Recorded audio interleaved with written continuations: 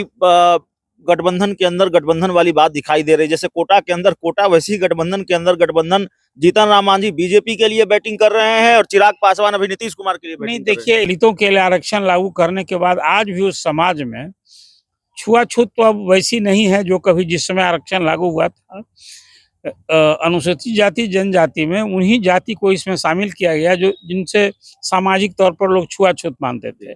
लेकिन आज़ादी के 75 साल के बाद अब स्थितियां परिस्थितियां बदली हैं, समाज भी बदला है, लोगों की सोच भी बदली है, लेकिन गरीबी पिछड़ापन तो आज भी है।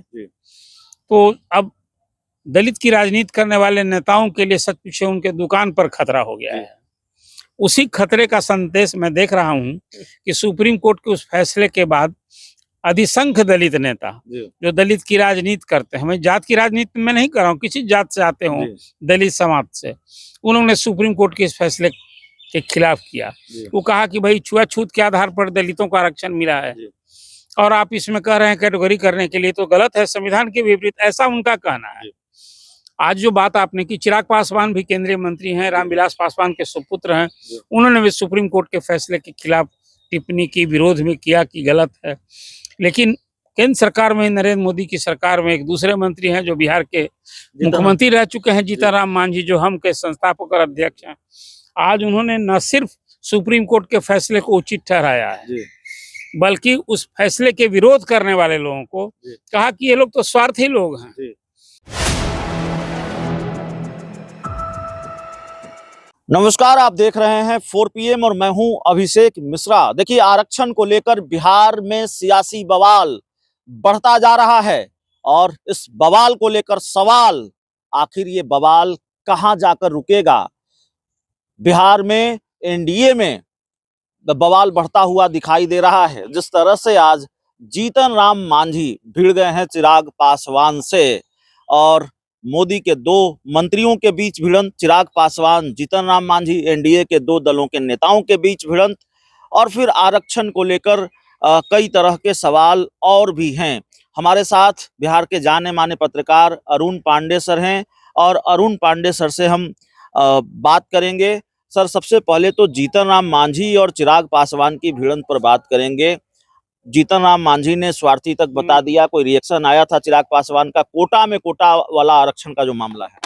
देखिए, सुप्रीम कोर्ट की संविधान पीठ ने 7 जजों की बेंच में चीफ जस्टिस वाई चंद्रचूड़ की अध्यक्षता वाली जो बेंच थी, उसने एक बड़ा ऐतिहासिक फैसला दिया है अभी इसी 2 तारीख को। और उस फैसले में है कि अब तक जात के आधार पर अनुसूचित जाति जनजाति को उनकी आबादी के हिसाब से आरक्षण लागू है। उसमें बिहार में 22 जातियां लिस्टेड हैं। पूरे देश भर में उस तरह से 300 से अधिक जातियां, एग्जैक्ट नंबर अभी मुझे तुरंत याद नहीं आ रहा है, लेकिन इतनी जातियां हैं जो लिस्टेड हैं। और जो संवैधानिक व्यवस्था है उसमें कि कोई राज्य में सरकार अनुसूचित जाति में किसी जात को न शामिल कर सकती है न हटा सकती है। राज्य को कोई अधिकार ही नहीं मिला है, वो दिया है कि ये काम राष्ट्रपति ही कर सकते हैं, मतलब केंद्र सरकार कर सकती है। इस पूरे आरक्षण लागू होने के बाद कई राज्यों में राज्य सरकारों अपना वहाँ की राजनीति के कारण, समझिए, कुछ स्थानीय परिस्थितियों के कारण कुछ जात को जोड़ने का भी काम किया, तो उसको सुप्रीम कोर्ट ने नल कर दिया, कोई अनुमति नहीं दी। अभी जो फैसला आया है उसमें आया है कि जो अनुसूचित जाति में सुप्रीम कोर्ट ने कहा कि जात के आधार पर आरक्षण है, आबादी के आधार पर आरक्षण है, तो उसने कहा कि अनुसूचित जाति में कई ऐसी जातियां हैं जिनकी स्थिति एक समान नहीं है। उसमें कुछ शैक्षणिक, आर्थिक, सामाजिक रूप से थोड़ा अप हो गए हैं और बहुत सारे ऐसे लोग हैं जात में जिनको अब तक उस जात आरक्षण का लाभ ही नहीं मिला है।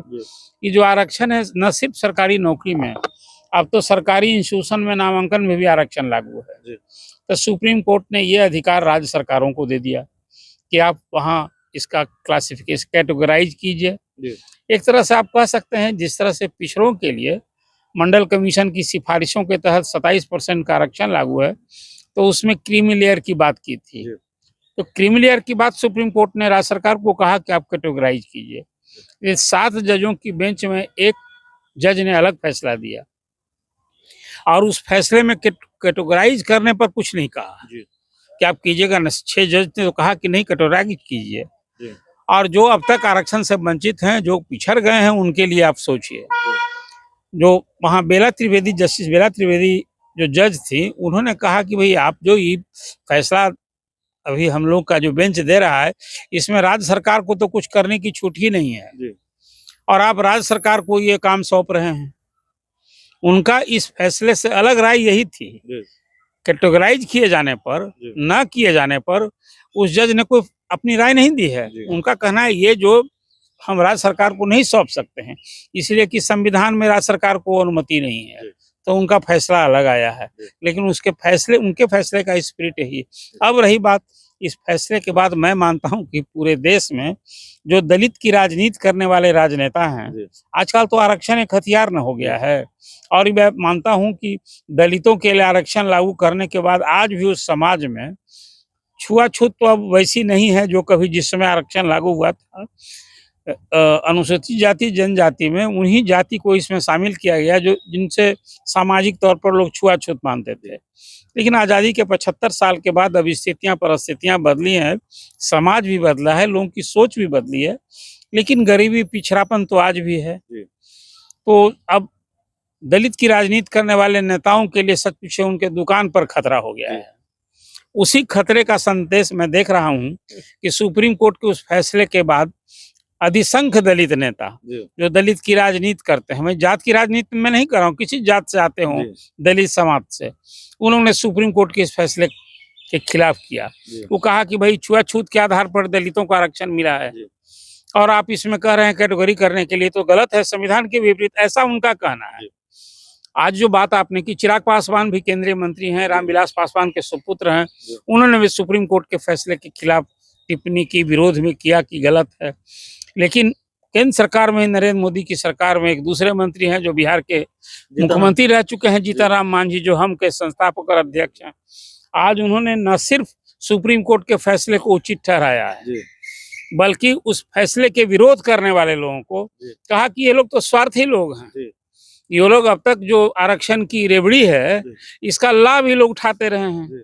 सुप्रीम कोर्ट ने तो ठीक ही कहा है, और उसमें कुछ अपने जात जैसे जो उस दलित समाज से आते हैं, जीतनराम मांझी भी, तो भैया और इस तरह की जो आज तक आरक्षण के लाभ से ये माने कि गठबंधन के अंदर गठबंधन वाली बात दिखाई दे रही है, जैसे कोटा के अंदर कोटा, वैसे ही गठबंधन के अंदर गठबंधन।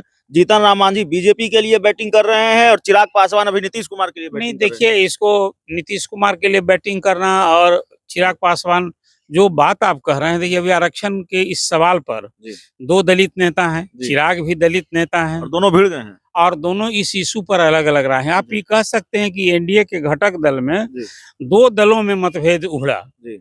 रही बात की अभी तो इसमें केंद्र सरकार को कुछ करना नहीं है। केंद्र सरकार तो सुप्रीम कोर्ट ने दे दिया राज्य सरकारों को, राज्य सरकार यदि कैटेगराइज करेगी और उसमें कहेगी कि नहीं इसको आप उस वर्ग में रखिए, क्रीमिलेयर का कोई एक आधार होगा ना, तो कुल मिला जुला कर आज जो ये फैसला आया है और फैसले पर जो प्रतिक्रिया जीतनराम मांझी का आई है, वो काबिले गौर करने लायक है। क्या उन्होंने चिराग पासवान को वही कहा कि तो स्वार्थी लोग हैं, ये लोग आरक्षण का लाभ लेते रहे हैं। एक दूसरा